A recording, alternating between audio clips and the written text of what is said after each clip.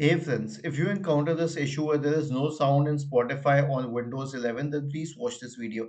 So we have two situations here. One is that there is no sound on the system, and the other one is that there is sound on the system, but there is no sound on the Spotify app specifically. So if it is specific to the Spotify app, then click on the system tray, click on this symbol here for volume mixer, scroll down. Most probably Spotify will be muted here, so increase the volume. And now,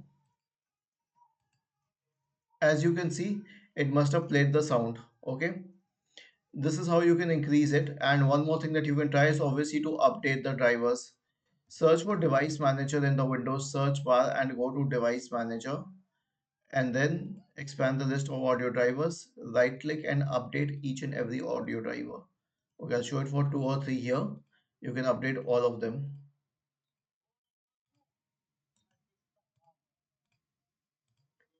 Was this helpful? If yes, then please subscribe to the channel, and if not, then let us know in the comment section of the video on how we could help you further. Thank you for watching this video and have a nice day.